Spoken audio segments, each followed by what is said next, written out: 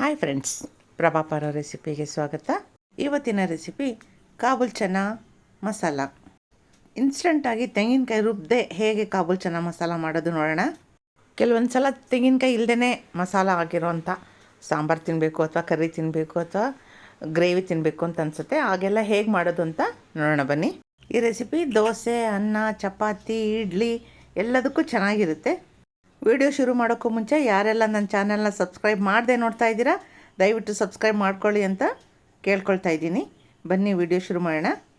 ರಾತ್ರಿ ಎಲ್ಲ ನೆನೆಸಿರೋ ಕಾಬೂಲ್ ಕಡಲೆಕಾಳು 200 ಗ್ರಾಮು, 2 ಟೊಮೆಟೊ, 2 ಈರುಳ್ಳಿ ಹೆಚ್ಚಿದ್ದು, ಸ್ವಲ್ಪ ಕೊತ್ತಂಬರಿ ಸೊಪ್ಪು, ರುಚಿಗೆ ತಕ್ಕಷ್ಟು ಹುಣಸೆ ಗೊಜ್ಜು, ಒಗ್ಗರಣೆಗೆ ಕರಿಬೇವು, ಒಂದು ಅರ್ಧ ಈರುಳ್ಳಿ ಹೆಚ್ಚಿದ್ದು, 2 ಒಣಮೆಣಸಿನ್ಕಾಯಿ. ಪುಡಿ ಮಸಾಲೆಗಳು: ಕೆಂಪು ಮೆಣಸಿನ ಪುಡಿ 1.5 ಚಮಚ, ಧನಿಯಾ ಪುಡಿ 2 ಚಮಚ, ಜೀರಿಗೆ ಪುಡಿ ಅರ್ಧ ಚಮಚ, ಅರಿಶಿಣದ ಪುಡಿ ಒಂದು ಅರ್ಧ ಚಮಚ ಮತ್ತು 1 ಚಮಚ ಉಪ್ಪು. ಮೊದಲಿಗೆ ಮಿಕ್ಸಿ ಜಾರಲ್ಲಿ ಟೊಮೆಟೊ ಹಾಕ್ಕೊಳ್ತಾ ಇದ್ದೀನಿ. ನುಣ್ಣಗೆ ಗ್ರೈಂಡ್ ಮಾಡ್ಕೊಂಡು ಬಂದಿದ್ದೀನಿ. ಈಗ ಇನ್ನೊಂದು ಚಿಕ್ಕ ಜಾರಲ್ಲಿ ಕೊತ್ತಂಬರಿ ಸೊಪ್ಪು, ಈರುಳ್ಳಿ, 2 ತುಣುಕು ಚಕ್ಕೆ, 6 ಲವಂಗ,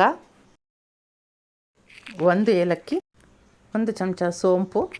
ಇದನ್ನು ರುಬ್ಕೊಂಡು ಬರ್ತೀನಿ. ನೋಡಿ, ಇಷ್ಟು ನುಣ್ಣಗಾದರೆ ಸಾಕು. ಕಾಳನ್ನು ತೊಳೆದು ರೆಡಿ ಮಾಡಿ ಇಟ್ಕೊಂಡಿದ್ದೀನಿ. ಸ್ಟವ್ ಮೇಲೆ ಒಂದು ಚಿಕ್ಕ ಕುಕ್ಕರ್ ಇಟ್ಟು ಪಾತ್ರೆ ಕಾದ ಮೇಲೆ 1 ಟೇಬಲ್ ಸ್ಪೂನಷ್ಟು ಎಣ್ಣೆ ಹಾಕೋಬೇಕು. ಈಗ ಒಗ್ಗರಣೆಗೆ ಇಟ್ಟಿದ್ದ ಎಲ್ಲ ಪದಾರ್ಥಗಳನ್ನು ಎಣ್ಣೆಗೆ ಹಾಕ್ಕೊಳ್ಳೋಣ. ಒಗ್ಗರಣೆ ಹಾಕುವಾಗ ಫ್ಲೇಮನ್ನು ಮೀಡಿಯಮಲ್ಲಿ ಇಟ್ಟಿರಬೇಕು. ಈ ಥರ ಒಂದು ಸೌಟಲ್ಲಿ ಚೆನ್ನಾಗದನ್ನು ಹುರ್ಕೋಬೇಕು. ಈರುಳ್ಳಿ ಬಣ್ಣ ಸ್ವಲ್ಪ ಕಡಿಮೆ ಆದಮೇಲೆ 1 ಚಮಚ ಶುಂಠಿ ಬೆಳ್ಳುಳ್ಳಿ ಪೇಸ್ಟ್ ಹಾಕಬೇಕು. ಅದ್ರ ವಾಸನೆ ಹೋಗೋವರೆಗೂ ಚೆನ್ನಾಗಿ ಹುರಿಬೇಕು.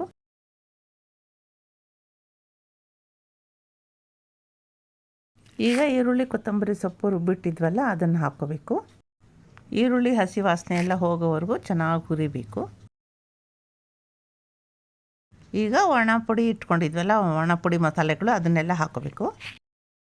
ಈರುಳ್ಳಿ ಮಸಾಲೆ ಜೊತೆಗೆ ಈ ಪುಡಿ ಮಸಾಲೆ ಎಲ್ಲ ಮಿಕ್ಸ್ ಆಗೋ ಥರ 2 ನಿಮಿಷ ಚೆನ್ನಾಗಿ ಹುರಿಬೇಕು. ಈಗ ನೆನೆಸಿಟ್ಟಿದ್ದ ಕಾಳನ್ನು ಇದಕ್ಕೆ ಮಿಕ್ಸ್ ಮಾಡ್ಕೊಳ್ಳೋಣ. ಕಾಳು ಮಸಾಲೆ ಜೊತೆಗೆ ಮಿಕ್ಸ್ ಆಗೋವರೆಗೂ ಚೆನ್ನಾಗಿ ಹುರ್ಕೋಬೇಕು. ಜಾರ್ ತೊಳೆದಿದ್ದ ನೀರು ಸ್ವಲ್ಪ ಹಾಕ್ಕೊಳ್ಳೋಣ. ಪುಡಿ ಜೊತೆಲ್ಲೂ ಹುರಿಯೋವಾಗ ಕಾಳು ತುಂಬ ಡ್ರೈ ಆಗಿಬಿಡುತ್ತೆ. ಅದಕ್ಕೆ ಮಿಕ್ಸಿಯನ್ನು ತೊಳೆದಿದ್ದ ನೀರನ್ನ ಇದಕ್ಕೆ ಮಿಕ್ಸ್ ಮಾಡ್ಕೋಬೇಕು. ಈಗ ಇದಕ್ಕೆ ಹುಣಸೆ ಗೊಜ್ಜು ಸೇರಿಸೋಣ. ಜೊತೆಗೆ ಟೊಮೆಟೊ ಪ್ಯೂರಿನೂ ಸೇರಿಸ್ಕೊಳ್ಳೋಣ. ಈಗ ಎಲ್ಲ ಹೊಂದ್ಕೊಳ್ಳೋ ಥರ ತಿರುಗಿಸಿ ಟೊಮೆಟೊ ರುಬ್ಬಿದ ಜಾರ್ಗೆ ಸ್ವಲ್ಪ ನೀರು ಹಾಕಿ ಅದನ್ನು ಮಿಕ್ಸ್ ಮಾಡಿಕೊಂಡು, ನಿಮಗೆ ಸಾರು ಎಷ್ಟು ತಿಳಿ ಆಗಬೇಕೋ ಅಷ್ಟು ತಿಳಿ ಮಾಡ್ಕೊಳ್ಳಿ. ಇದು ಸ್ವಲ್ಪ ಗಟ್ಟಿಯಾಗಿದ್ರೇ ಚೆನ್ನಾಗಿರುತ್ತೆ. ಸೊ ಜಾಸ್ತಿ ನೀರು ಹಾಕ್ಕೋಬೇಡಿ. ಈ ಸಮಯದಲ್ಲಿ ಉಪ್ಪು ಖಾರ ಎಲ್ಲ ಸರಿ ಇದೆಯಾ ನೋಡ್ಕೊಳ್ಳಿ. ನಂಗೆ ಸ್ವಲ್ಪ ಉಪ್ಪು ಕಡಿಮೆ ಅನ್ನಿಸ್ತು, ಅದಕ್ಕೆ ಸ್ವಲ್ಪ ಉಪ್ಪು ಹಾಕ್ಕೊಂಡಿದ್ದೀನಿ. ನಿಮ್ಗೆ ಹೇಗೆ ಅನಿಸುತ್ತೋ ನೋಡಿಕೊಂಡು ರುಚಿಗೆ ತಕ್ಕಷ್ಟು ಉಪ್ಪು ಖಾರ ಸೇರಿಸ್ಕೊಳ್ಳಿ. ಫ್ರೆಂಡ್ಸ್, ಇಲ್ಲೊಂದು ಚಿಕ್ಕ ಮಿಸ್ಟೇಕ್ ಆಗಿದೆ. ನಾನು ಕಡಲೆಕಾಳು ಜೊತೆಗೆ ಬೇಬಿ ಕಾರ್ನ್ ಹಾಕ್ಕೊಂಡಿದ್ದೀನಿ. ಅದು ಶುರುನಲ್ಲಿ ಎಡಿಟ್ ಮಾಡುವಾಗ ಹೇಳಿಲ್ಲ, ಅದಕ್ಕೆ ಈಗ ಹೇಳ್ತಾ ಇದ್ದೀನಿ. ಸ್ವಲ್ಪ ಒಂದು ಅರ್ಧ ಚಮಚದಷ್ಟು ಬೆಲ್ಲ ಹಾಕ್ತಾಯಿದ್ದೀನಿ. ಇದೆಲ್ಲ ಚೆನ್ನಾಗಿ ಮಿಕ್ಸ್ ಕೊಟ್ಟು ಮುಚ್ಚಳ ಮುಚ್ಚಿ 3 ಕೂಗ್ಸೋಣ. ಇದೀಗ 3 ವಿಷಲ್ ಆಗಿದೆ. ಈಗ ಕುಕ್ಕರ್ ಕೂಲಾಗಿದೆ, ತೆಗೆದು ನೋಡೋಣ. ನೋಡಿ ಎಷ್ಟು ಚೆನ್ನಾಗಿ ಬಂದಿದೆ, ಘಮ ಘಮ ಅಂತ ಇದೆ ಸಾರು. ಇದು ಎಷ್ಟು ಗಟ್ಟಿಯಾಗಿರುತ್ತೋ ಅಷ್ಟೇ ಚೆನ್ನಾಗಿರುತ್ತೆ. ತುಂಬ ತೆಳುನೂ ಮಾಡ್ಕೋಬೇಡಿ. ನೋಡಿ, ನಾವು ಯಾವ ತೆಂಗಿನಕಾಯಿ ರುಬ್ಬು ಹಾಕದೇ ಇದ್ರೂ ಸೂಪರಾಗಿ ಬಂದಿದೆ. ನಾನಿಲ್ಲಿ ಬಿಸಿ ಬಿಸಿ ಅನ್ನದ ಜೊತೆಗೆ ಚೆನ್ನ ಮಸಾಲ ಮಾಡಿಸ್ತಾ ಇದ್ದೀನಿ. Easy, delicious, short time cooking, ಹಾಗೆ ಮನೆಯೆಲ್ಲ ಎಲ್ಲರೂ ಇಷ್ಟಪಡೋವಂಥ ರೆಸಿಪಿ.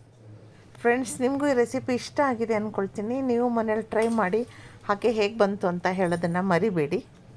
ಹಾಗೆ ಇದೇ ರೀತಿ ಈಸಿ ರೆಸಿಪೀಸ್ಗೆ ನನ್ನ ಚಾನಲ್ನ ಫಾಲೋ ಮಾಡೋದನ್ನು ಮರಿಬೇಡಿ. Thank you friends, thank you for watching.